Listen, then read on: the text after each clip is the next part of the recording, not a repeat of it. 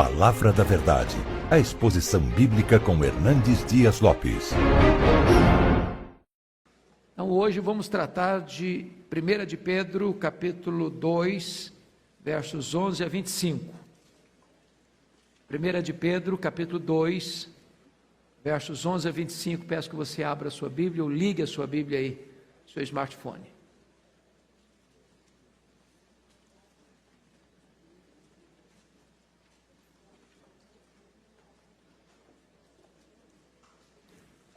Primeira de Pedro, capítulo 2, verso 11.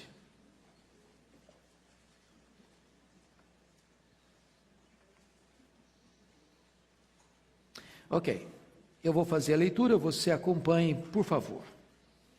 Pedro diz assim: Amados, exorto-vos como peregrinos e forasteiros que sois, a vos absterdes das paixões carnais que fazem guerra contra a alma, mantendo exemplar o vosso procedimento no meio dos gentios, para que, naquilo que falam contra vós outros como de malfeitores, observando-vos em vossas boas obras, glorifiquem a Deus no dia da visitação.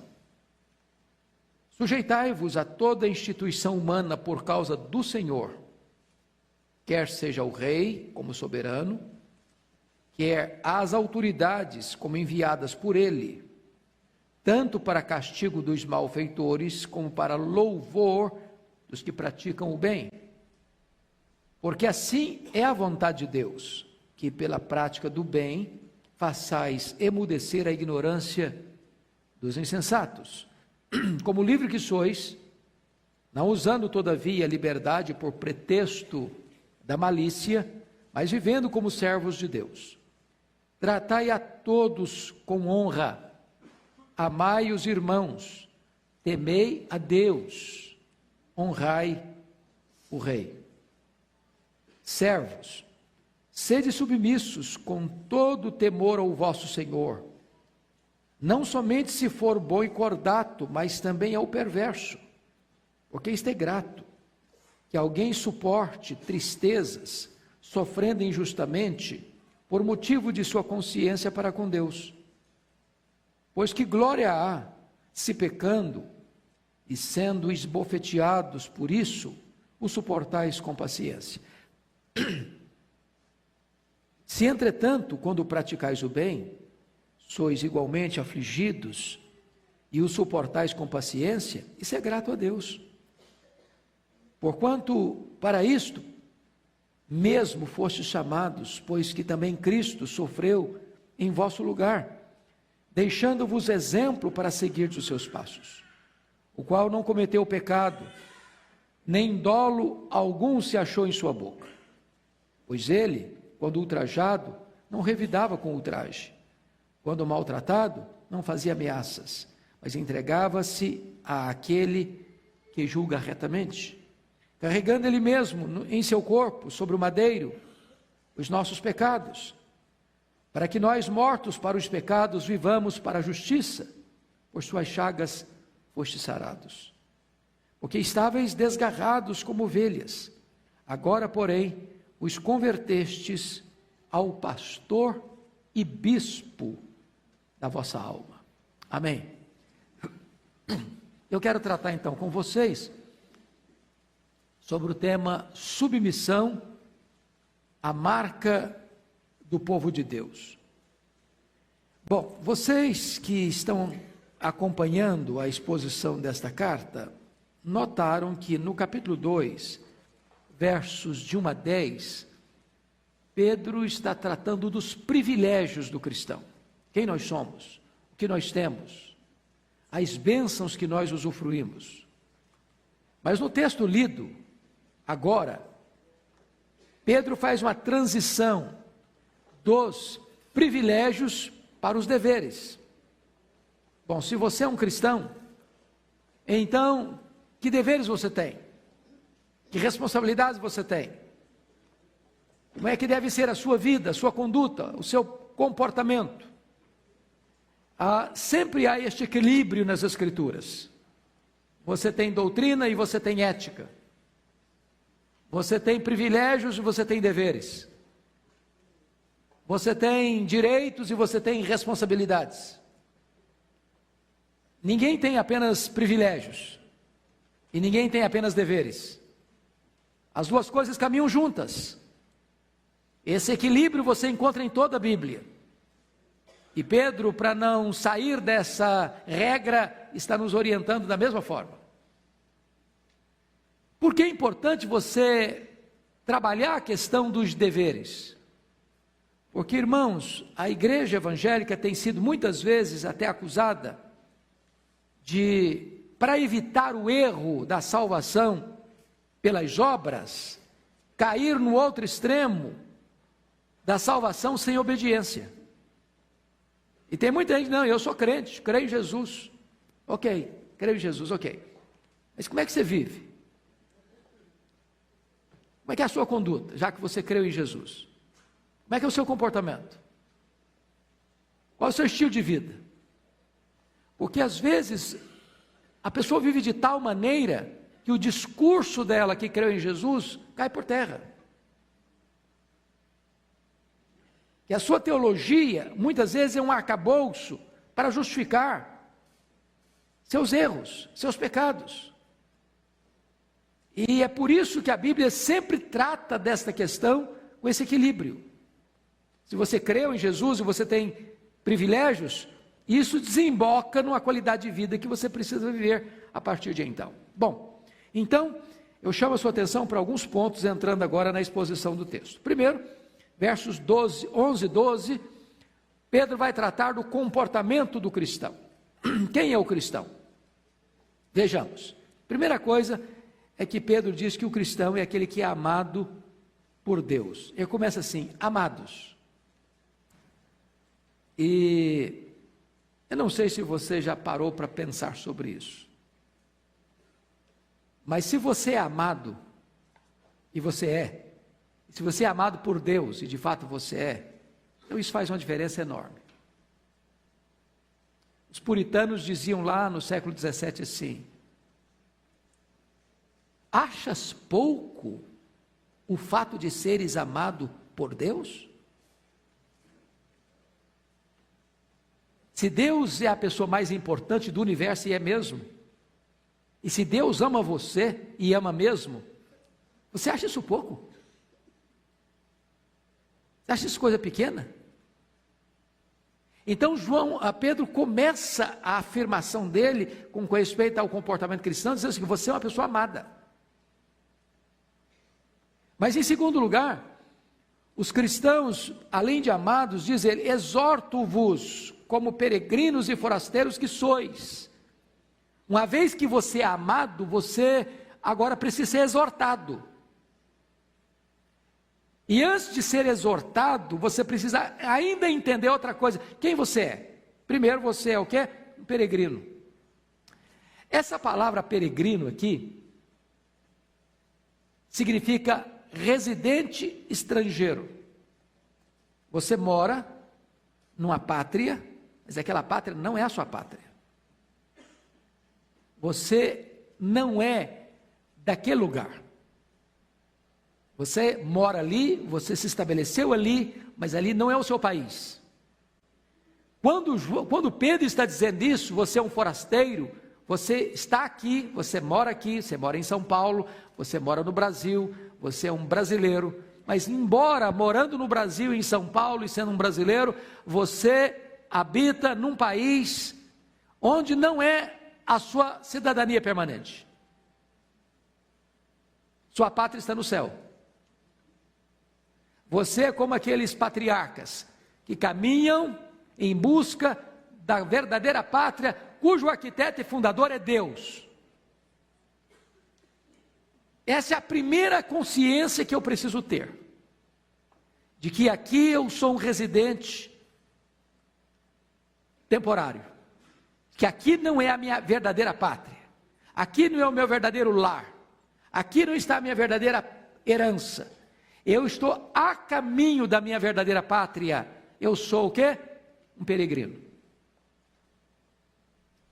Então não ponha seu coração aqui não finque suas raízes aqui, não construa seus tesouros aqui, porque aqui você é um residente temporário, você é um peregrino. Mas notem mais que Pedro diz: amado, exorto-vos como peregrinos e forasteiros. Agora a palavra forasteiro, ela diz um pouco mais. O contexto aqui, irmãos, é de que os cristãos estavam sendo perseguidos, perdendo suas propriedades, suas casas, seus bens, e desinstalados do seu ambiente, do seu habitat. E eles não só não tinham pátria permanente, mas não tinham residência permanente. Louvado seja Deus, você e eu não estamos vivendo essa realidade. Você compra uma casa, você compra um apartamento, você recebe uma escritura e ninguém invade a sua casa lá dizendo: vai embora daqui. Louvado seja Deus, nós não estamos nesse regime. Louvado seja Deus, você sai da sua casa e vem para a igreja sem ninguém pedir documento, sem ninguém te parar no meio do caminho para dizer assim: para onde você está indo? O que você vai fazer? Nós precisaríamos valorizar mais a nossa liberdade, porque muitos irmãos nossos, nesses dias, não têm a liberdade que nós temos. Eu estava a semana passada com o pastor Elias Dantas, que hoje é um dos homens que mais viajam pelo mundo. Ele viaja pelo menos 50 países por ano, num trabalho missionário, e ele disse que em alguns lugares hoje, os irmãos se reúnem nos porões, e eles não cantam como nós cantamos, cada um canta no ouvido do outro, porque se a vizinhança escutar que eles estão cantando, são denunciados à polícia, e a polícia chega e os expulsa dali. Então, que liberdade nós temos, que privilégio nós temos. E muitas vezes, quando você tem muita coisa, você não valoriza o que tem. Não é assim mesmo? Não é assim, irmãos? A fartura é uma bênção, mas a fartura pode ser um problema. Quantas pessoas que têm pão com fartura, como o pródigo, estão cobiçando o país distante? Estão cobiçando outro lugar, achando que lá fora é que é bom.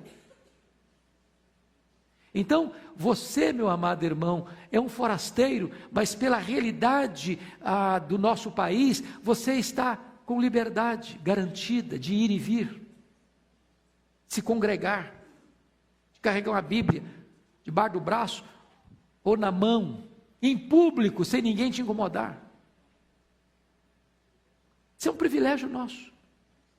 Pois bem, mas agora Pedro vai dizer o seguinte: depois que ele diz quem nós somos, ele vai dar a sua exortação, e ele fala de exorto-vos. Que tipo de exortação? A vos absterdes das paixões carnais que fazem guerra contra a alma. Ele está chamando você e eu de um guerreiro. E ele está dizendo que as paixões carnais fazem guerra contra quem? Contra a nossa alma.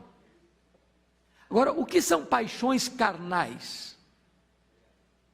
É claro que nós, muitas vezes, fazemos uma leitura muito limitada e superficial do que sejam paixões carnais. Quando eu falo paixão carnal, o que vem na sua cabeça de imediato? Os problemas da depravação sexual, não é não? Não é isso que vem de imediato? Porém, paixões carnais vão além dos pecados sexuais, seja do adultério, seja da pedofilia, seja da relação homoafetiva, seja do sexo bestial com animais, ou seja, do masoquismo, sadomasoquismo, dessas maluquices todas aí. Se você ler a carta aos Gálatas, no capítulo 5, 19 a 21, Paulo trata lá das obras da carne. Notem comigo que está escrito assim: mas, ora, as obras da carne são conhecidas e são prostituição, impureza, lascívia, os 3 primeiros pecados ligados a sexo. Depois ele continua a lista dizendo o seguinte: idolatria, feitiçaria, 2 pecados ligados ao desvirtuamento do culto. Depois ele vai citar vários outros pecados de ordem de relacionamento: inimizades, porfias, ciúmes, iras, discórdias, dissensões, facções, invejas. Obras da carne, paixões carnais. Depois ele vai citar outros pecados da ordem de domínio próprio. Ele chama aí de quê? Bebedices e glutonarias. E coisas semelhantes a essas. Então preste atenção que paixões carnais que fazem guerra contra a alma não é só problema de sexo, não. Como é que você lida com ciúmes? Como é que você lida com mágoa? Como é que você lida com ira? Como é que você lida com a língua, maledicência? Como é que você lida com bebida alcoólica? Como é que você lida com glutonaria? Como é que você lida com inveja? Ora, todas essas coisas, diz o texto bíblico de Pedro aqui, fazem guerra contra quem? Contra a nossa alma. Então nós precisamos aprender a lidar com isso, a enfrentar essa batalha espiritual, que às vezes a gente pensa que batalha espiritual é só com o demônio. Não, batalha espiritual também é contra as paixões carnais. E diz Pedro usa essa palavra forte: fazem guerra contra nós mesmos, contra a nossa alma. Precisamos aprender a lidar com isso. Agora, olha comigo, outra coisa do comportamento. O cristão é um exemplo de conduta irrepreensível num mundo hostil. Olha o comecinho do versículo 12. A primeira de Pedro 3,12, de 2,12. Mantendo exemplar o vosso procedimento no meio dos gentios. Ou seja, enquanto as paixões carnais estão guerreando contra a sua alma, contra você, nessa conjuntura de batalha espiritual, de guerra espiritual, e você é um guerreiro, você precisa manter o quê? Exemplar o seu procedimento. Dentro da igreja, dentro do templo, na hora do culto, aonde? No meio dos gentios. Em outras palavras, você não pode viver num gueto, você não vive num mosteiro. A vida cristã não acontece aqui dentro a gente vem para cá para abastecer, para recarregar as baterias, para abastecer o tanque. Não é isso mesmo? Aí você volta para sua casa, volta para sua escola, volta para o seu trabalho, volta para os seus relacionamentos da família, com seus vizinhos. É lá que a coisa acontece.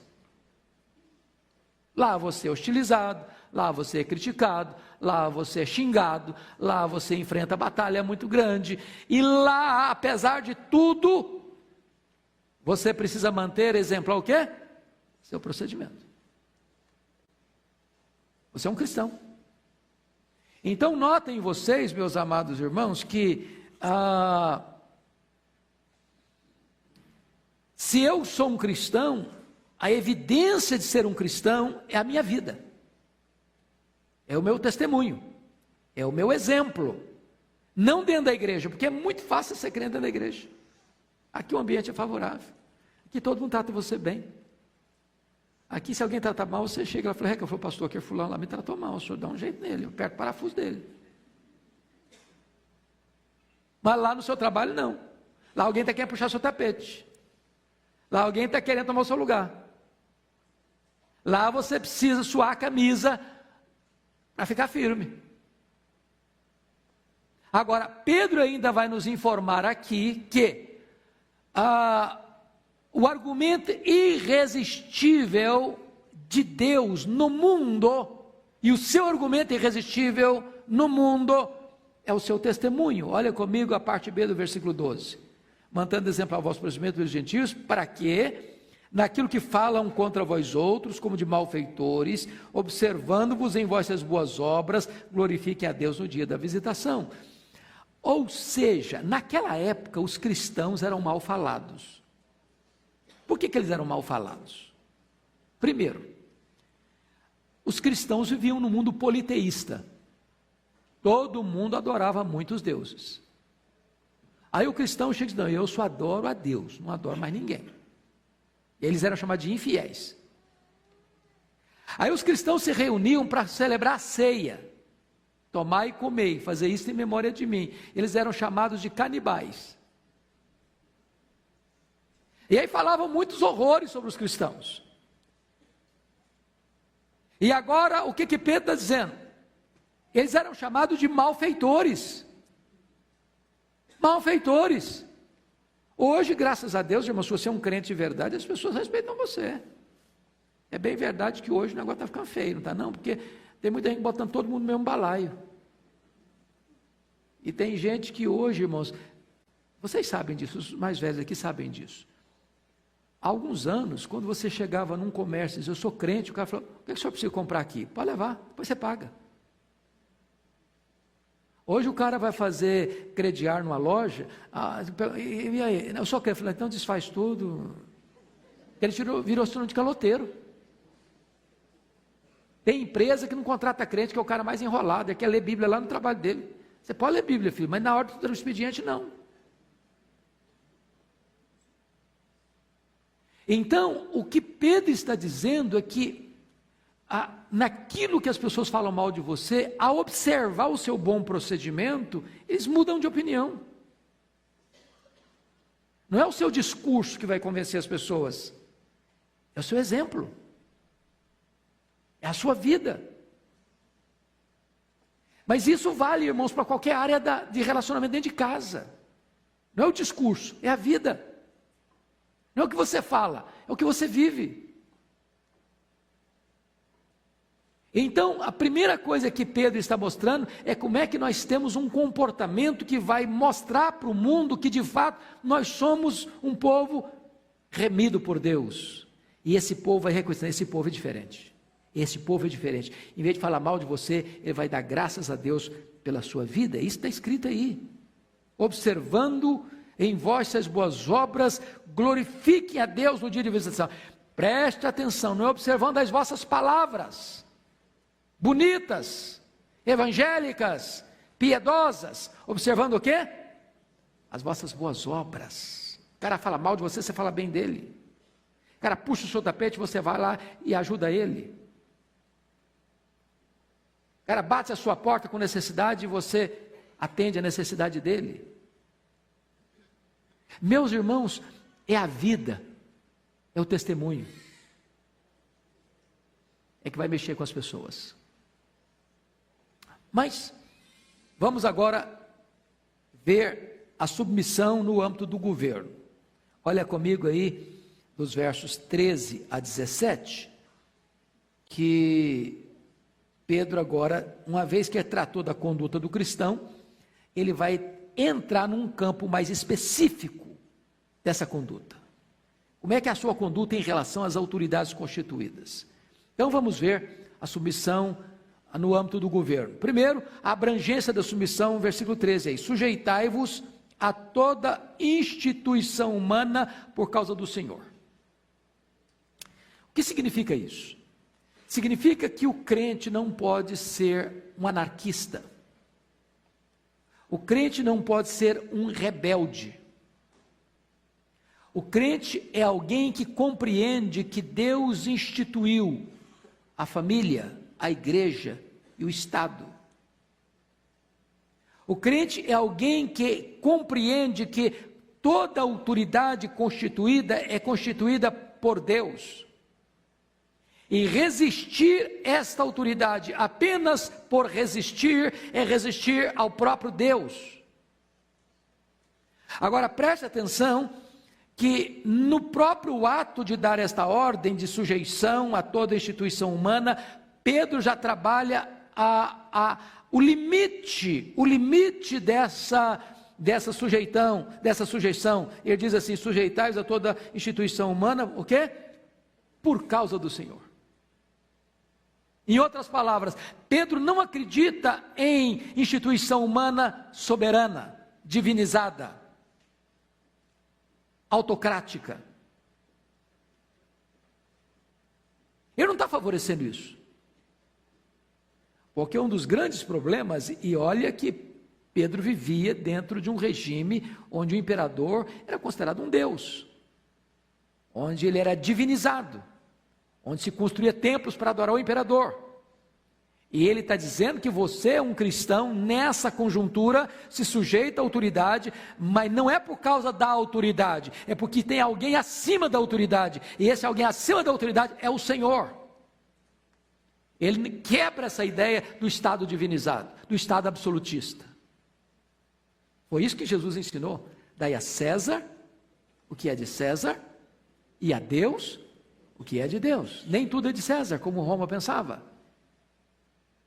Então o cristão é alguém que honra a autoridade, mas ele honra a autoridade por causa do Senhor. Ele entende que o Senhor está acima da autoridade. A motivação para essa submissão está no versículo 13, parte B. Sujeitai-vos a toda instituição, não é por causa do Senhor, quer seja o rei, como soberano. Então ele está dizendo que a motivação é por causa de quem? Do Senhor. Você é um crente, você entende isso? E nós, por exemplo, vamos pegar o conceito de democracia. Quem pode me dar a definição de democracia? Não é aquela definição mais clássica que tem. O que é democracia? Quem sabe me dar essa definição? Democracia, 3 pontinhos. É o governo do povo, pelo povo e para o povo. Nós cristãos achamos algo mais? E eu pergunto a vocês, num sistema democrático é assim que nós entendemos, né? Quem bota o presidente lá hoje é o voto popular, sufrágio popular. Quem bota o governador? Sufrágio popular. Senador, deputado federal, deputado estadual, prefeito, vereador. Ok. Mas nós cristãos entendemos algo um pouco maior. O povo é apenas o instrumento, mas o verdadeiro poder vem de onde? De Deus. Quem institui de fato não é o povo, é Deus. E essa compreensão nossa é muito importante, e pena que as autoridades não têm essa visão. Que eles governam debaixo do governo de Deus, que eles precisam entender que eles estão debaixo de autoridade. Essa é a motivação. Em outras palavras, está aqui tirando a divinização do Estado, como os apóstolos entenderam lá com Sinédrio. Antes importa obedecer a Deus e aos homens. Mas os níveis dessa autoridade, está aí no versículo 13, ele diz, quer ao rei como soberano, quer às autoridades como enviadas por ele. Então preste atenção. Ele está falando no Império Romano, onde tem um imperador, e onde tem pessoas debaixo dessa autoridade, seja o Senado na época, ou seja as outras instituições governamentais para manter a ordem. Então cabe ao cristão ser um cidadão que respeita as autoridades constituídas nos seus diferentes níveis, nos seus diferentes estratos de poder. Ou seja, o cristão é alguém que não contraria a ordem. Ele não é um subversivo. Essa é a linguagem de Pedro. É a linguagem de Pedro. Mas é muito importante que Pedro está também alinhado na mesma fala do apóstolo Paulo, quando ele diz no verso 14, qual é o dever da autoridade. Olha aí comigo. Tanto para castigo dos malfeitores, como para louvor dos que praticam o bem. Vamos entender isso aqui, irmãos. Paulo, escrevendo aos Romanos, no capítulo 13, ele diz que as autoridades são ministros de Deus. E a palavra ministros lá é diáconos. O presidente, o governador, o senador, o deputado federal, o deputado estadual, o prefeito e o vereador são diáconos. O que é um diácono? Nós temos na igreja presbiteriana diáconos. Quem são os diáconos? São aqueles que servem. E não é uma desonra servir, porque o nosso glorioso Redentor, sendo o Senhor, se fez servo. Ele não veio para ser servido, ele veio para servir. Então, os nossos representantes políticos, eles precisam entender isso, a missão deles é servir. Eles são diáconos de Deus para servirem quem? O povo. Mas qual é a natureza desse serviço? Duas coisas. Primeiro, promover o bem. Bem econômico, bem social, bem moral, bem espiritual. Um governante que entende a sua função, ele vai servir o povo nesse sentido. Em outras palavras, ele não vai entrar lá para se locupletar, ele não vai entrar lá para extrair, ele não vai estar lá para tirar vantagem própria, ele vai estar lá para servir. Para servir. Nós temos, eu sempre costumo elogiar que a Junta Diaconal de Pinheiros é a melhor do Brasil, com todo respeito às outras, que são maravilhosas também. Mas imagine que o irmão diácono, ele é diácono de plantão e ele chega e arranja uma cadeira muito chique, muito bonita e bote aqui na frente e ele mesmo vem e se assenta aqui com toda a garbosidade e vem alguém com a toalhinha de linho para servi-lo, para trazer água gelada para ele. Vocês estranhariam esse gesto? Estranhariam? Sim, não estranhariam? Ele estaria fazendo o quê? Fazendo isso? Invertendo o quê? A função dele. Pois bem, quando você vê uma autoridade política se autopromovendo, se autoengrandecendo e se locupletando, ele está fazendo exatamente o contrário daquilo que devia fazer, porque não foi para isso que ele foi escolhido. Ele foi escolhido para fazer o bem, para servir. Mas a autoridade foi constituída por Deus para outra coisa. Qual outra coisa? Na linguagem de Pedro aqui. Para castigo dos malfeitores. Agora preste atenção numa coisa. Paulo, escrevendo aos Romanos 13, diz que ele é ministro de Deus vingador. Então, chama a sua atenção para um ponto importantíssimo. Deus colocou nas mãos do Estado o que não colocou na minha e na sua mão, conquanto pessoa, conquanto indivíduo. Eu não posso, não tenho direito, não tenho autoridade, não tenho permissão para me vingar. Se alguém fizer um mal a mim, o que é que eu tenho que fazer? Perdoar, pagar o mal com o bem. Se eu for dar o troco, pagar o mal com o mal, eu estou certo? Não, estou errado. Estou errado, eu não tenho essa competência. Agora eu pergunto a vocês, alguém fez o mal, qual o papel do Estado? Qual o papel do Estado? Punir. Punir. O Estado não pode fazer vistas grossas. O Estado não pode dizer que o culpado é inocente. O Estado não pode dizer que o inocente é culpado. O Estado não pode favorecer o criminoso. Aquele que comete o crime, o delito, o pecado, a transgressão. Cabe ao Estado vingar-se, punir, exemplarmente, aplicar a lei. Ou seja, o que Deus não me permite fazer quanto indivíduo, Deus ordena o Estado fazer. O Estado não pode ser frouxo na aplicação da lei. Porque se ele for frouxo na aplicação da lei, ele vai fazer o quê? Contribuir para o crescimento do crime. As pessoas vão dizer, o crime compensa. Eu vou fazer e vou escapar. Eu vou fazer e ninguém vai me pegar. Eu vou fazer e ninguém vai saber. Eu vou fazer e vou usufruir o produto do meu roubo, do meu crime. Então, Pedro está dizendo que a autoridade ela é constituída com dois propósitos: promover o bem e punir o mal. Mas vamos ver mais. Vamos ver mais.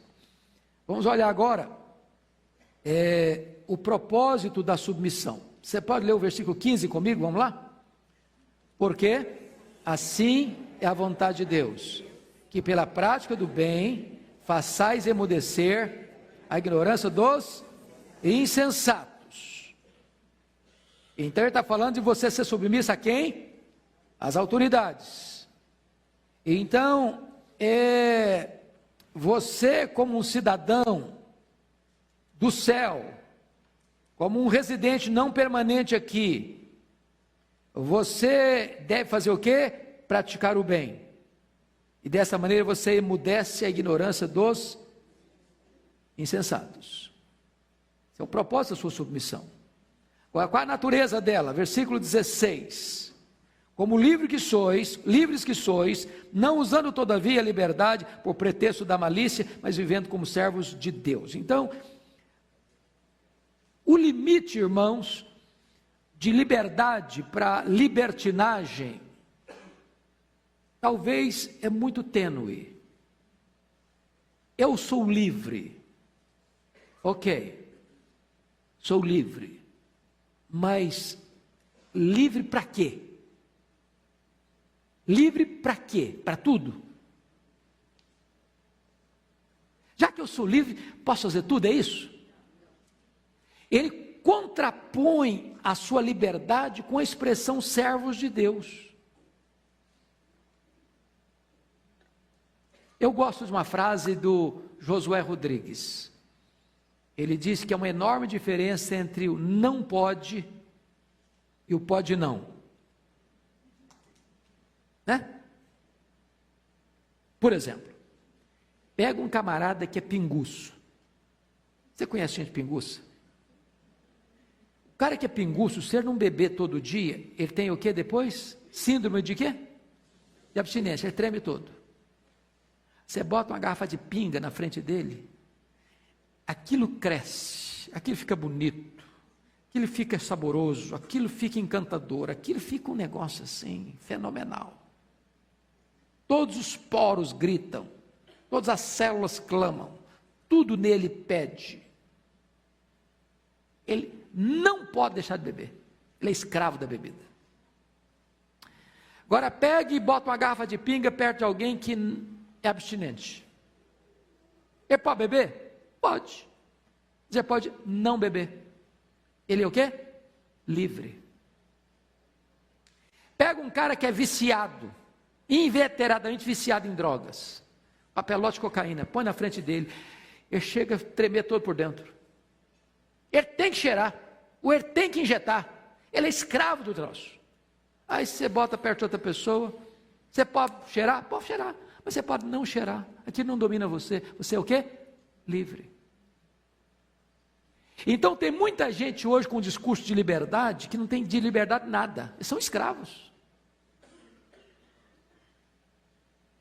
Pega essas paradas que acontecem aqui em São Paulo, não vou nem falar que tipo de parada, não vocês sabem.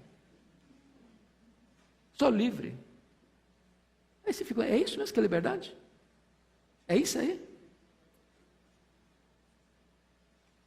Você é livre quando você pode fazer sua escolha. E ao fazer a sua escolha, você não faz sua escolha para o mal, você faz sua escolha para o bem. Isso é liberdade. Foi para essa liberdade que Cristo nos libertou. Nós éramos escravos, agora somos livres. Se o Filho vos libertar, verdadeiramente sereis livres, e conhecereis a verdade, e a verdade vos libertará. O outro aspecto, o cara está com a coleira, o pescoço na coleira do diabo. O diabo faz, ele faz porque ele é escravo. A carne pede, ele faz porque ele é escravo da carne, das paixões carnais.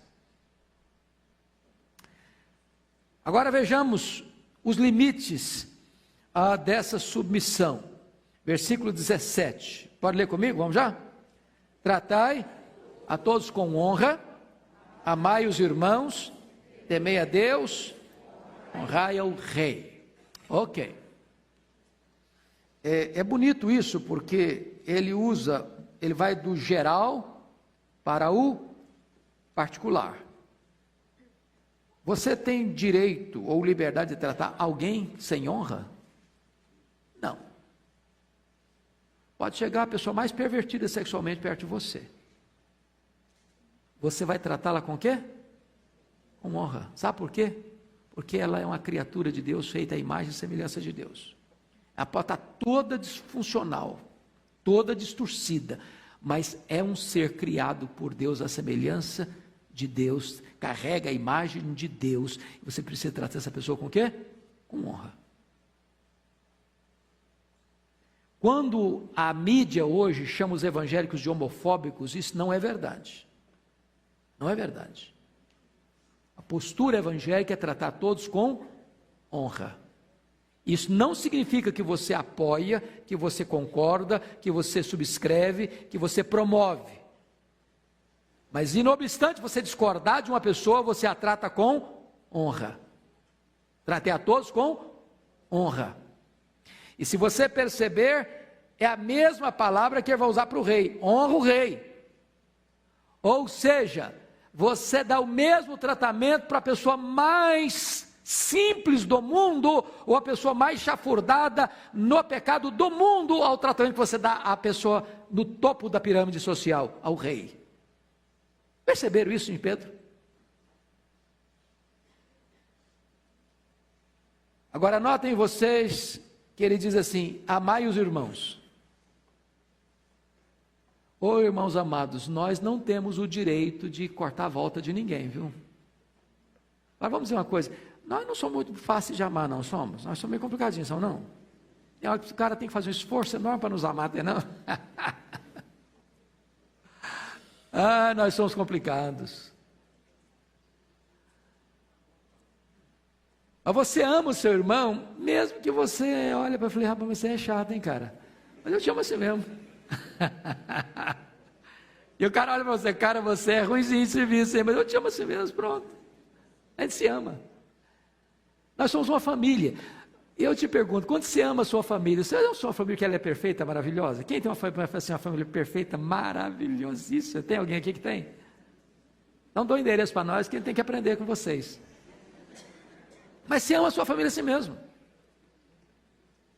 Você ama a sua família assim mesmo. Nós amamos uns aos outros, irmãos. Não é porque a gente é todo mundo legal demais da conta, nós somos ruinzinhos mesmo, mas amamos uns aos outros. Amai os irmãos. Com respeito a Deus, o que você tem que fazer? Temei a Deus. A Bíblia não diz que você tem que temer o rei. Você tem que temer a Deus. Quem teme a Deus não teme aos homens.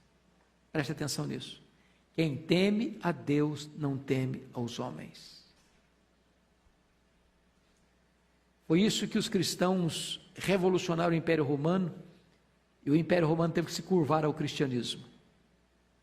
O camarada chegava e falava: eu te mato. O senhor pode me matar, mas eu temo a Deus. Te jogo para as feras. O senhor me joga para as feras, mas eu temo a Deus. Eu vou açoitar você. O senhor vai me açoitar, mas eu temo a Deus. Vou te jogar na fogueira. O senhor vai me jogar na fogueira, mas eu temo a Deus. Eu vou te crucificar. O senhor vai me crucificar, mas eu temo a Deus. Perceberam? O Império Romano teve que se dobrar diante dessa verdade. O cristão preferia morrer a deixar de temer ao seu Deus. Essa é que é a diferença. O rei, eu honro o senhor. O senhor é a autoridade constituída. Mas a minha devoção é a Deus. É a Ele que eu temo. É a Ele que eu sirvo. É a Ele que eu adoro. Pois bem, agora vamos passar para outra fase, que é a submissão no âmbito do trabalho. Versículos 18 ao versículo 20. Preste atenção nisso. Antes de entrar nisso aqui, é preciso entender o contexto. Nós estamos falando do contexto do Império Romano.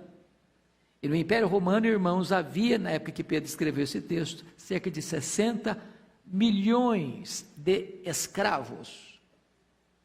A maior parte da população era composta de escravos.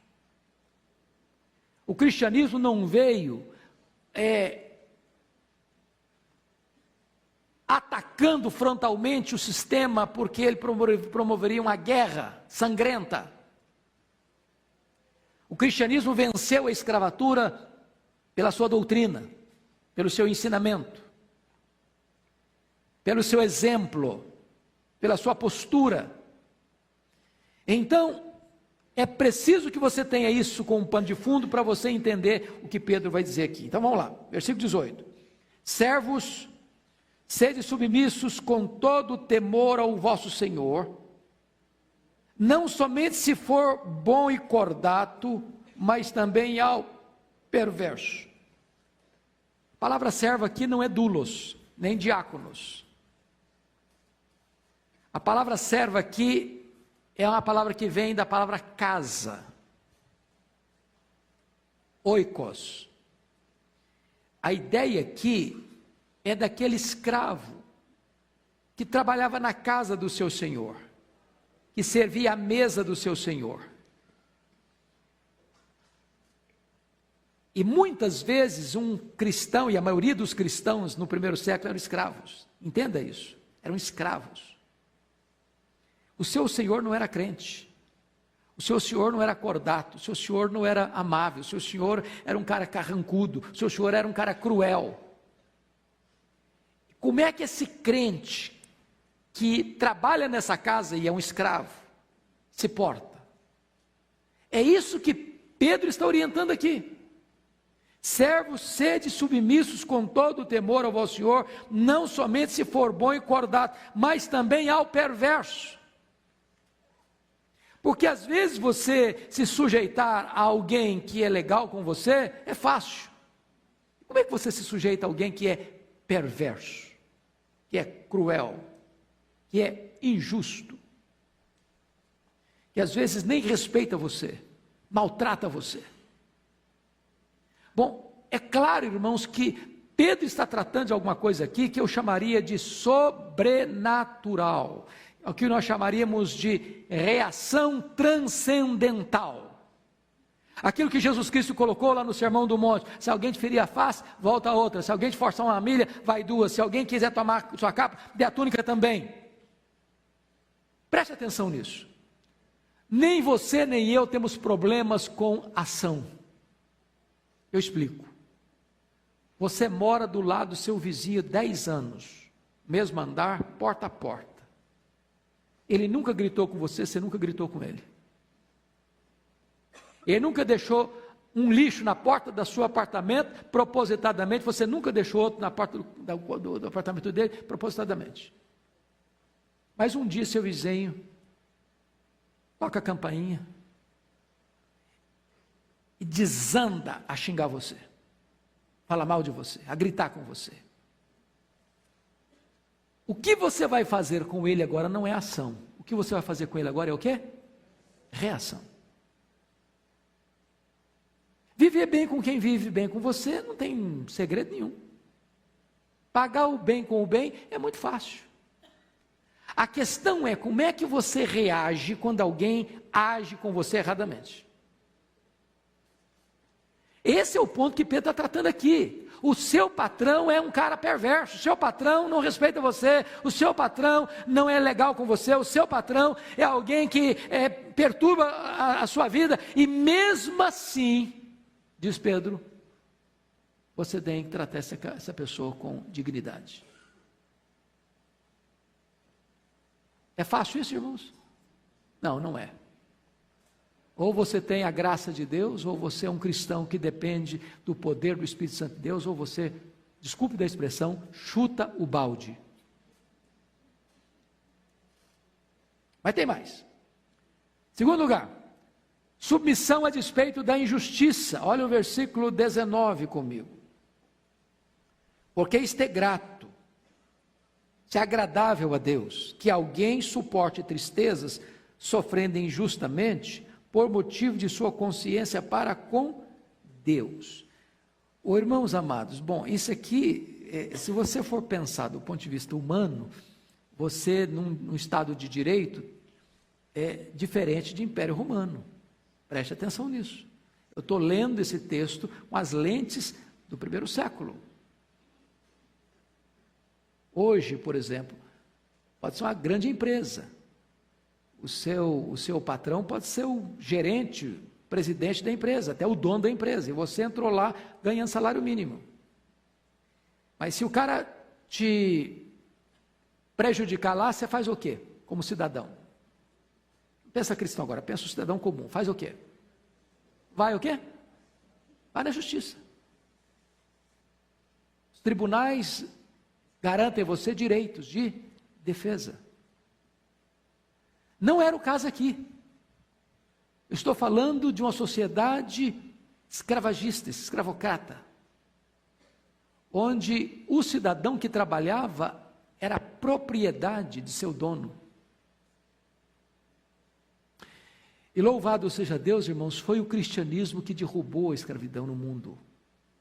Leia a história. Aliás, saiu um livro agora, eu estou doido para comprar, já procurei em algumas livrarias, já está esgotado. O livro nem saiu, já está esgotado. O livro do Laurentino Gomes. Ele escreveu 808, 822, 889 e agora escreveu um sobre escravidão. E eu estou muito interessado em ler. E você vai perceber que o que debelou a escravidão no mundo foi o cristianismo. Na Inglaterra, William Wilberforce, John Wesley. O que debelou a escravidão na América foi a influência cristã. E louvado seja Deus, porque nós não vivemos nesse regime, mas aqueles irmãos nossos lá viveram. E a orientação que Pedro disse é o seguinte: olha, ainda que você sofra injustiça, essa é a ideia aí, preste atenção, porque isso é grato, pois isso é grato que alguém suporte tristeza sofrendo injustamente. Quando você sofre injustamente, isso produz o que? Alegria? Não, produz tristeza. Mas por que você deve sofrer? Por causa da sua consciência. Você não faz o mal, você não paga o mal com o mal. Fala mal de você, você fala bem da pessoa. A pessoa prejudica você, você procura jeito de servir a ela. Irmãos, ninguém suporta lidar vitoriosamente com amor. Não dá para alguém machucar você e você abençoar. E você fala mal de você, você fala bem dela. Ela perseguir você e você orar por ela. Isso aí derruba qualquer coisa. É o poder do amor, é o poder transformador do Evangelho.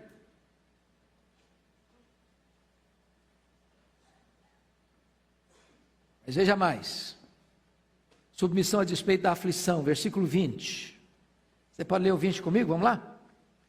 Pois que glória há, se pecando, e sendo esbofeteados por isso, o suportais com paciência. Se entretanto, quando praticais o bem, sois igualmente afligidos, e o suportais com paciência, isso é grato a Deus. Bom, aqui é hora da gente parar e pensar o seguinte: tem muitas pessoas que choram, não porque estão convencidas do seu pecado, mas choram porque foram flagradas no seu pecado. É aquela história da polícia chegar na hora que o ladrão está botando a mão na botija, ele chora, mas ele não chora porque ele está arrependido do pecado que ele estava cometendo, ele chora porque foi apanhado, vai para a cadeia. Uma coisa é chorar pelas consequências do pecado, outra coisa é chorar por causa do pecado. Uma coisa é você sofrer porque você cometeu um erro e você está pagando pelo erro que você fez. E você, tá bom, eu fiz esse erro mesmo, eu tenho que pagar a pena mesmo, então eu vou sofrer com paciência mesmo. Tá bom, ok, mas você não devia sofrer por isso. Você não devia ter cometido esse erro. Agora, se você está andando certo, vivendo certo, e mesmo assim você está sofrendo as consequências, sofrendo dores, sofrendo tristeza, sofrendo injustiça, e você, apesar disso, não está reagindo pagando mal com o mal, Pedro diz: isso é grato a Deus, isso agrada o coração de Deus, isso agrada o coração de Deus. E eu não vou entrar, e eu vou pegar isso para a próxima aula, mas só para você não ficar desesperado, Pedro vai mostrar que isso é possível, porque ele vai introduzir no versículo 21 um exemplo de Cristo. Olha o que diz no verso 21: porquanto para isto mesmo fostes chamados, pois que também Cristo sofreu em vosso lugar, deixando-vos exemplo para seguires o quê? Seus passos. Então você fala: não, isso é impossível, não, é demais. Então Pedro introduz: olha, então deixa eu dizer uma coisa para você, pois Jesus fez isso. Sabe por que ele fez isso? Para deixar o exemplo. Sabe para quê? Para você seguir o passo dele. Então não venha com desculpa que não tem jeito não, porque tem jeito sim. E agora, chama a sua atenção para essa expressão, pois que também Cristo sofreu em quê? Em vosso lugar. Irmãos, isso aqui a gente chama de o sofrimento expiatório de Cristo, substitutivo de Cristo. A morte de Cristo, os sofrimentos vicários de Cristo foram substitutivos. Ele sofreu e ele morreu no seu lugar. Verso 22. Você lê comigo? Vamos lá? O qual não cometeu pecado, nem dolo algum se achou em sua boca. Então, ele, Jesus, preste atenção nisso, não sofreu por erros que ele cometeu. Esse é o ensino de Pedro. Ao sofrer, não sofra por erros que você cometeu. Ao sofrer, sofra apesar de você estar vivendo uma vida exemplar. Porque ao sofrer por estar vivendo uma vida exemplar, você está nas pegadas de Cristo. Ele não cometeu pecado, nem dolo nenhum se achou em sua boca. Bom, mas ele está falando de dolo no que tange ao sofrimento. Pensa comigo em Jesus sendo surrado lá no sinédrio judaico naquela noite que foi preso no Getsemane. Agora pense comigo Jesus sendo espancado violentamente lá no pretório romano, apenas para agradar os judeus, porque o que mandou surrá-lo estava convencido de que ele era inocente. Agora pense Jesus caminhando para a cruz, pelas apinhadas e estreitas ruas de Jerusalém, debaixo de apupos e vaias de uma multidão ensandecida. Agora pense Jesus crucificado entre dois ladrões, e quando os dois no começo estavam zombando dele também. Agora pense Jesus sendo escarnecido pelos sacerdotes e pelos soldados romanos que estavam ali no pé da cruz falando impropérios para ele. É isso que Pedro está dizendo, o qual não cometeu pecado, nem dolo algum se achou em sua boca. Agora vamos para o verso 23, leia o 23 comigo. Pois ele, quando ultrajado, não revidava com ultraje, quando maltratado, não fazia ameaças, mas entregava-se àquele que julga retamente. Eu estou falando de ação ou de reação aqui? Reação. Reação. O que é ser ultrajado, hein? Desfeiteado, escarnecido, humilhado. E as pessoas escarneciam dele. E ele revidava com o quê?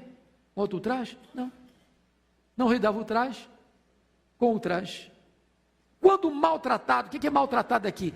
Bateram nele, cuspiram nele, arrancaram a barba dele, cravaram a coroa de espinho nele, botaram uma cruz pesada nas costas dele, e ele já todo machucado, chicotearam-no pelo caminho afora, cravaram um prego nas mãos dele, amarraram e cravaram um prego nos pés dele, e ele 6 horas suspenso ali entre a terra e os céus, sede, cãibras, dores. O que é que ele faz? Maltratado, quando maltratado, não fazia o quê? Ameaças. Com um só olhar, fuzilaria todo mundo. Com a sua palavra, ele mataria todo mundo. Mas ele não fez o quê? Ameaças. Ao contrário, o que ele fez? Entregou-se àquele que julga retamente. Aí Pedro está dizendo o seguinte: vocês têm que fazer o quê? Seguir os seus passos. Quando chega no verso 24, irmãos, ele mostra a morte vicária de Cristo. Isso para mim é um dos textos mais ricos das Escrituras. Você leu o 24 comigo? Vamos lá?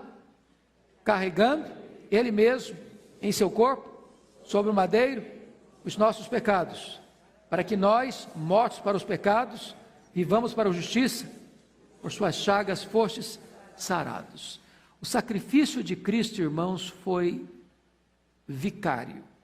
E no dia que você entender o que significa isso, que lá no Sino de Dort chamaram de expiação limitada, você vai ter o seu coração descansado em Deus.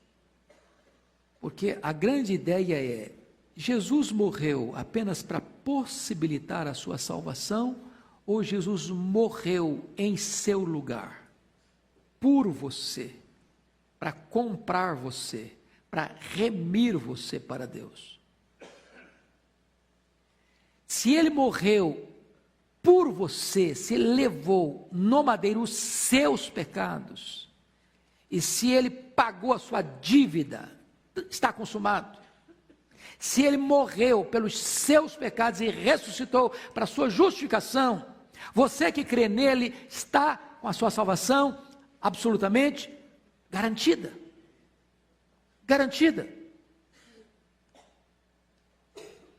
Então, o que Pedro está dizendo é o seguinte: aquele que é o seu exemplo, é o seu redentor, é o seu salvador. Ele morreu por você. Mas o último versículo mostra mais uma coisa, e eu termino aqui. Olha o último versículo: porque estáveis desgarrados como ovelhas, quando ele morreu por nós, obviamente. Agora, porém, vos convertestes ao pastor e bispo da vossa alma. Ele é o seu pastor, já que você agora foi salvo por ele, daqui para frente ele cuida de você. Ele é o seu pastor. Mas ele é o seu bispo, ele é aquele que supervisiona sobre você, ele está com seus olhos postos em cima de você, ele sabe onde você vai, ele sabe onde você está, ele sabe o que você está fazendo, ele acompanha você, ele fiscaliza você, ele guarda você, ele está atento a você, ele é o seu bispo, que tem uma visão ampla sobre você, e ele é o pastor que cuida da sua alma. Ele não é só seu exemplo, ele é o seu redentor. Ele não é só o seu exemplo, ele é o seu protetor. Ele não é apenas o seu exemplo, ele é aquele que está cuidando do macro e do micro, tudo em relação à sua vida, ele está tomando conta. Dica de português agora. É muito comum você orar e dizer: Senhor, abençoa os nossos corações, Senhor, abençoa as nossas almas. Não faça isso. Preste atenção que Pedro está falando no plural, porque estáveis está no plural, desgarrados como ovelhas, no plural. Porém, agora vos convertesse ao pastor e bispo de quê? Das vossas almas? Não, da vossa alma. Você tem quantas almas? Uma só. Você está falando para 1000 pessoas: Senhor, abençoa a nossa alma, não as nossas almas. Porque se um camarada não entender nada de Bíblia, nada de cristianismo, você: Senhor, abençoa as nossas almas, qual a conclusão que vai chegar? Você tem mais de uma alma. Senhor, abençoa os nossos corações. Bom, não, Senhor, abençoa, está falando para 1000 pessoas: Senhor, abençoa o nosso coração. Se eu falar abençoa os nossos corações, eu falei: esse cara tem mais de um. Ele podia me dar um, que o meu também é fraco. Vamos abrir a nossa Bíblia. Cada um só traz uma Bíblia. Então não vamos abrir as nossas Bíblias, vamos abrir a nossa Bíblia. Vamos abrir os nossos olhos, mas não vamos abrir as nossas bocas, vamos abrir a nossa boca. Só uma dica, irmãos: se a gente prestar atenção, não erra mais. Leia a sua Bíblia. Maridos, amai, quem completa? A vossa esposa, não as vossas esposas. Porque às vezes eu chego, meus irmãos, nós temos que amar as nossas mulheres. Eu falei: que esse cara é poligâmico, eu não estou sabendo. Maridos, amai a vossa esposa. Esposas, sede submissas ao vosso marido, não aos vossos maridos. Então, só uma dicasinha para a gente não errar. Se a gente prestar atenção, não erra. Minha irmã, eu estou no limite da música, mas pergunte, se eu não souber a resposta rápida, eu falo depois. É certo, se a greve for justa, dentro do nosso direito, um cristão não deva fazer greve por greve, ele não deve se rebelar, mas dentro do nosso contexto, se é legítimo, se é lícito, se tem um bom propósito, sim. Por quê? Disse a vocês que o governo ele tem dois propósitos: promover o bem e coibir o mal. Se o governo, as autoridades constituídas, em vez de promover o bem, promove o mal e coíbe o bem, cabe ao cristão alertar a autoridade. Então, o cristão não é subserviente, ele é submisso. É legítimo? Não no sentido geral. Fazer greve por greve não é legítimo. Reivindicar direitos legítimos é legítimo. Palavra da Verdade, a exposição bíblica com Hernandes Dias Lopes.